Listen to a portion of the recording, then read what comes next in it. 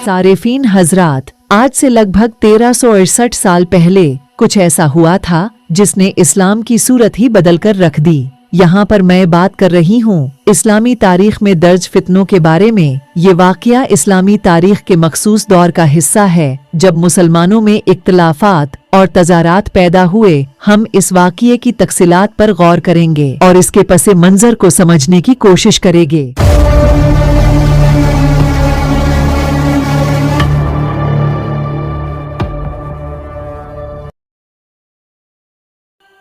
फितने का आगाज खलीफा के खिलाफ सख्त एहतजाजात से शुरू हुआ।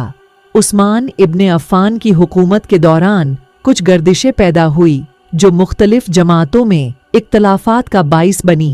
ये एहतजाजात बढ़ते गए और आखिरकार उस्मान के कत्ल तक पहुंच गए। रसूल अल्लाह के दुनिया से रुखसत होने के बाद बनी सकीफा ने हजरत अबू बकर को मुसलमानों का पहला खलीफा मुंतखब किया। हजरत अबू बकर ने 2 साल 3 महीने और 11 दिनों तक खिलाफत की और उनके बाद उमर इब्ने खत्ताब को दूसरा खलीफा मुंतखब किया गया। उनके दौरे खिलाफत में ही मिस्र और फारस जैसे मुल्क फतह हुए।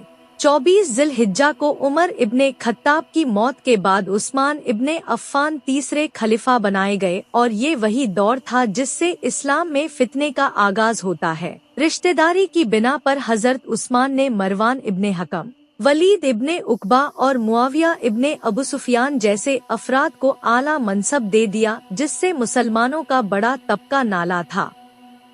सारेफीन हजरात, यहाँ पर गौर करने वाली बात यह है कि मरवान इब्ने हकम वही शख्स था जिसे रसूल अल्लाह ने अपनी जिंदगी में इसके बाप के साथ मदीने से निकाल दिया था जब उस्मान इब्ने अफ़्फ़ान का दौर आया। और चूंकि उस्मान खुद बनी उमैया कबीले से ताल्लुक रखते थे, इसको वापस बुला लिया और न ये कि वापस बुलाया, उसे खिलाफत के अहम मामलातों में शरीक भी किया। सारेफीन, दूसरी तरफ है कूफे का गवर्नर वलीद इब्ने उकबा जो शैतान से भी 2 कदम आगे है। हुआ ये कि एक रोज इसने सुबह की नमाज शराबनोशी की हालत में 2 रकत की जगह 4 पढ़ा दी और जब लोगों ने इसे टोका कि वलीद तूने नमाज 2 रकत की जगह 4 पढ़ा दी है तो कहने लगा, कम है तो और पढ़ा देता हूँ।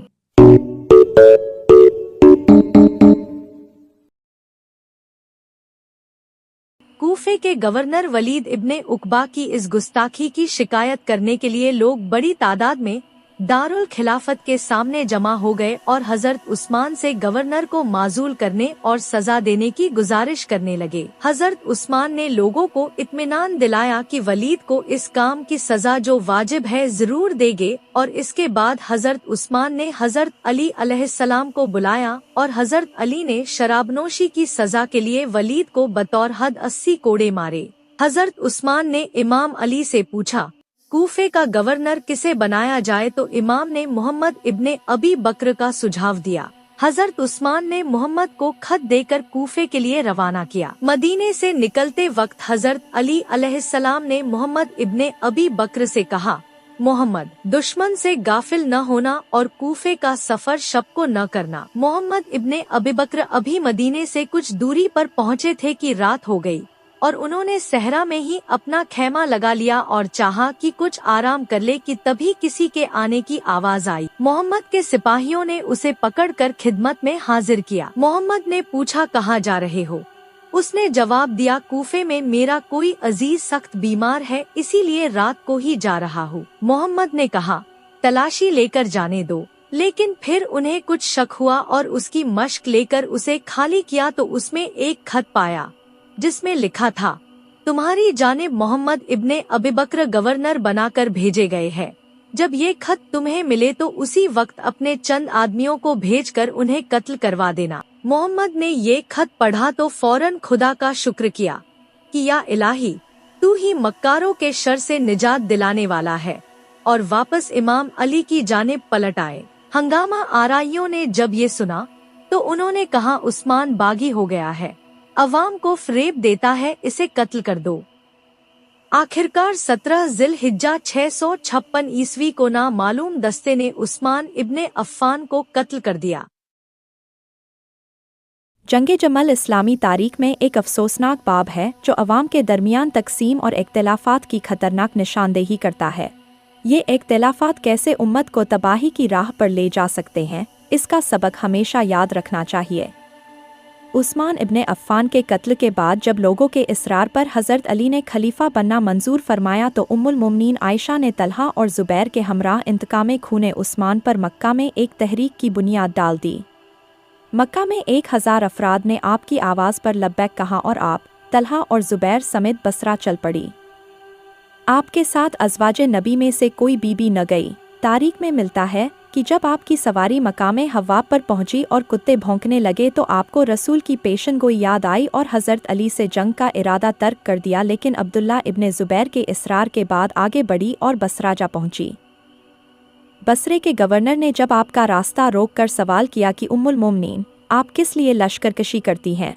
खुदा से खौफ खाइए कि मुसलमान का मुसलमान से जंग रसूल अल्लाह के दिल को दाग देगा। हज़रत आयशा ने जब ये सुना तो बोली, हमसे कौन लड़ेगा? उनके ऐसा कहने का मकसद ये था कि मैं रसूल की बीवी हूँ, मेरे खिलाफ तलवार कोई भी नहीं उठाएगा। बसरे वालों ने जब ये सुना तो कहने लगे, हम लड़ेंगे और दुनिया देखेगी। खुदा की कसम अली इब्ने अबी तालिब हक पर है। तारीख तबरी में मिलता है कि हज़रत आयशा के लश्कर वालों ने बसरा के गवर्नर उस्मान इब्ने हुनैफ की हुर्मत पामाल कर दी और 40 आदमियों को मस्जिद में कत्ल कर डाला। इमाम को जब ये खबर मिली तो सख्त रंजीदा हुए और बसरे की जानिब फ़ौरन कूच का इरादा किया। मुसन्निफ तारीख़ आइम्मा लिखते हैं कि उम्मुल मोमिनीन के लश्कर की आखिरी तादाद 30,000 और मौला ए कायनात के लश्कर की कुल तादाद 20,000 के पास थी। इमाम ने कई मुकाम पर उम्मुल मोमिनीन को सुलह की दावत दी और मदीने लौट जाने की दरख्वास्त करते रहे, लेकिन हज़रत आयशा ने एक न सुनी। हज़रत ने तलहा और ज़ुबैर को मुखातिब होकर फरमाया, वाय हो तुम पर कि अपनी औरतों को तो घर छोड़ आए हो और रसूल की हुर्मत को दर बदर फिराते हो। बहरहाल 15 जमादुल आखिर को जंग शुरू हुई।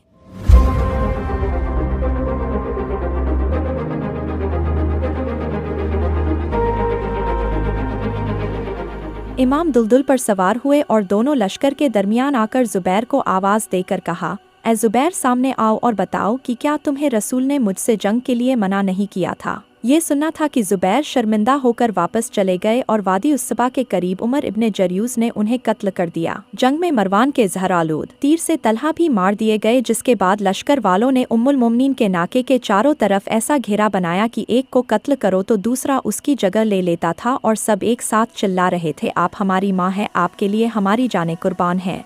इमाम अली ने ये देखा तो कहा, आगे बढ़ो और इस मनहूस जानवर के पैर काट दो। मोहम्मद इब्ने अबी बकर ने आगे बढ़कर उम्मुल मोमिनीन को अपने हाथों पे ले लिया। बाद में हज़रत अली अलैहिस्सलाम ने 40 औरतों को मर्दों के लिबास में मोहम्मद इब्ने अबी बकर के हमराह उन्हें एहतराम के साथ मदीने रुखसत कर दिया।